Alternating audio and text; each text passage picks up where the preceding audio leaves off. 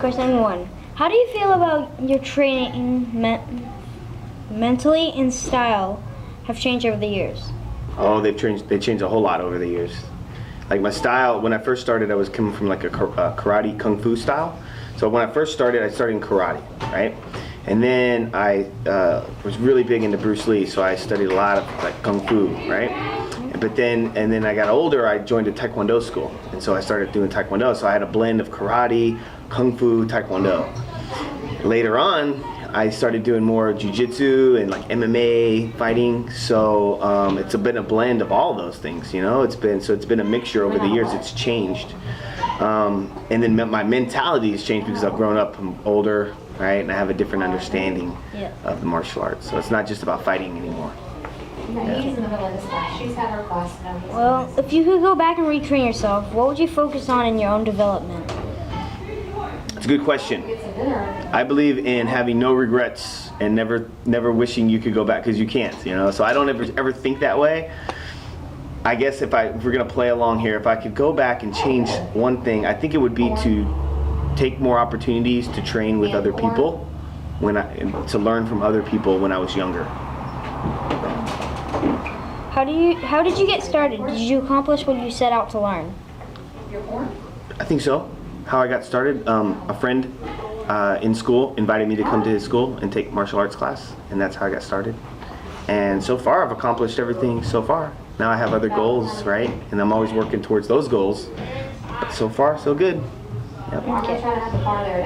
What do you currently work on in your own development?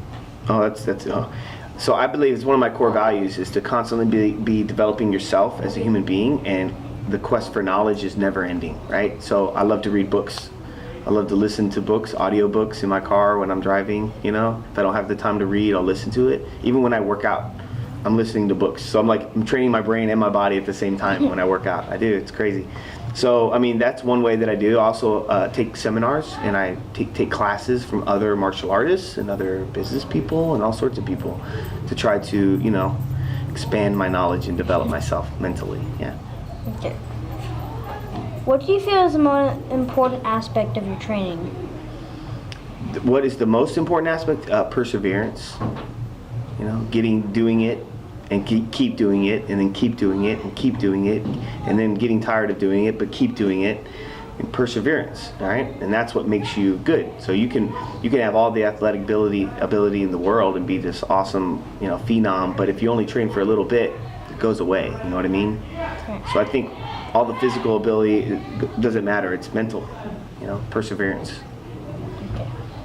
What is your favorite technique, form, and all the other stuff? My favorite technique right now, it changes like every month. Ask me again in a month, it'll change. Right now, it's tornado kick. I love tornado kick. My favorite form, it's a form called Tai Bek. My favorite form, Tai Bek. It's a black belt form, 3rd degree black belt form. My favorite form. I never lost in competition with that form. Yeah, love it. Okay. How would you describe your personal style? Oh man, these are good questions. Personal style, man, like martial arts style? Yes. Or like style? Personal. Yeah, like my personal style. I mean, I would say it's like a taekwondo-based martial art with different influences from other martial arts, right? So I think I always believe in like learning as much about all martial arts, because I think they're all valuable and they're all fun to learn, but you have to have one base martial arts style, like one thing that you're really good at. That's your core. That never changes. So taekwondo is my core, and then I add jiu-jitsu, add kickboxing, add some boxing, add some karate, add some weapons, right, onto it, add some tricking onto it, and make it really fun. So I don't know what I would describe it as. I think it's American is what it is. It's a little bit of this and that. It's American. Like Bruce Lee had a style called Jeet Kune Do, which was basically accepting what is good, throwing away what is bad, and using what's best for you. And I guess that would be maybe a good name for it. Okay. What do you believe is the key to becoming a successful martial artist? I think perseverance, right, is part of it, right? But you also have to be humble. You know what that means? Yes. So you can't be a martial artist you can be good, but if you brag about it and you show off all the time, and you want to be humble. You know what I mean? People should never really even know you're a martial artist. You know what I mean? You don't wear your black belt around your waist and you go shopping through Kroger. I mean, you know, it's like you're just a normal average person, but you're humble about it, you know? But, you know, but I think the most important is you got to have a drive. You got to be willing to put in the work, you know, and it doesn't mean you're always going to love it, but it means you got to do it. And that's what makes you successful, because it's a lifelong journey. You know what I mean? If you're a martial artist, you're going to be doing it for the rest of your life, right? Elio Gracie was 91 years old when he passed away, and he was still teaching in his school on the mat at 91 years old. I mean, he did it for his whole life. You know, he said, "Why would I want to do anything else? I'm surrounded by cool people, right? I get to stay active, stay healthy." So it's perseverance. You got to stick it. You got to stick it out. What is the most important thing martial arts has taught you? The most important thing, commitment. When you decide you're going to do something, you do it. It's taught me to commit myself to something. When I said I was going to be a black belt, I did it. When I said that I was going to one day have my own school, I did it. And so later on in life, when, you know, there's bigger commitments than this in life, right?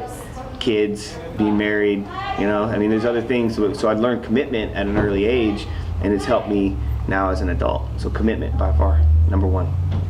Okay. What do you like most about teaching martial arts? Easy, helping people.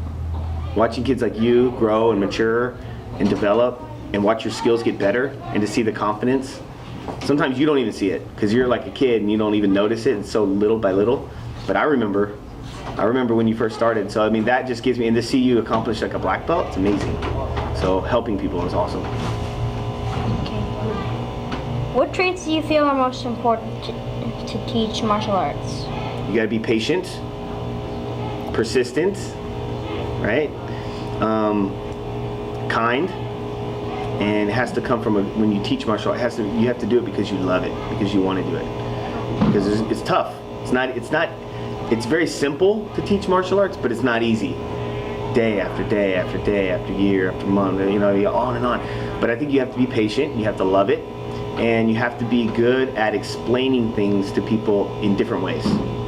Right? Like the way I would explain it to you would maybe be different than the way I would explain it to her, because you guys understand things differently. So you have to master talking with people and understanding people, and communication is a big one too. Do you feel you can defend yourself if you had to? Sure. That's easy. Do I think I could beat everybody? No way. I know I can't. No, it's impossible. You know, there's always someone bigger, badder, meaner, stronger, quicker, whatever. But yeah, if I had to, I could defend myself. Sure.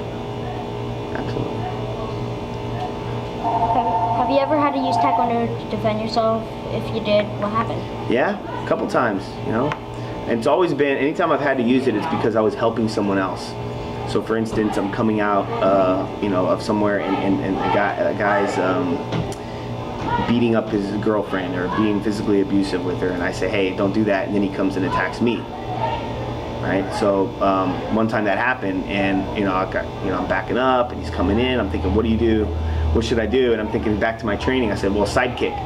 So I did side kick. He fell down, and that was it. So side kick worked. You know, luckily for me, he didn't catch my leg and throw me down. But you know, so yeah, I have had to use it, not in like a long time, 15 years. You know, because I think the best martial arts is never having to use it. Being smart enough to get out of bad situations and never having to fight at all. But it's a cool story. What would your ideal student be like? Oh man, easy. Ideal student would be super focused, and they would have self-discipline. That's it. Super focused, self-discipline. We can teach everything else. We can make them strong. We can make them fast. But if I have a kid that's focused, paying attention all the time, and then a kid that's disciplined, when I tell them to do this or do that or practice this or practice that, they do it on their own. That's the perfect martial art machine right there.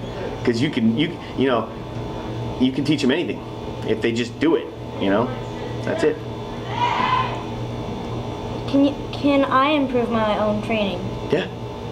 What can you improve? Because I just read it. You can improve on so much, everything. The same thing I can improve on, you can improve on. The same thing you can improve on, I also can improve on. Everything.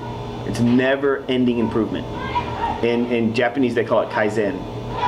Kaizen means constant, never-ending improvement. And it's a philosophy that you have every day of your life. Hey, how can I improve on something, just a little bit every single day. And if you're doing that, you're living life to the fullest, right? So can you punch a little faster? Sure. But as you grow up, I'm going to get older, right? One day I'm not going to be able to kick as high or punch as fast or be as strong.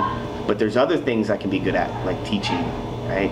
Like explaining, like helping others, So there's always something to improve on. You just got to look for it. And if you are, that's it. You're living life to the fullest. So for sure. What? It's specifically everything. But you're good. But you know what I'm saying? There's always going to be better. All right? Is that it? Yes, sir. Thank you. For Mario. Thank you for doing this interview. Absolutely. I hope you learned something from it, and look forward to seeing you test on the 20th. I did learn. I learned a lot. Cool.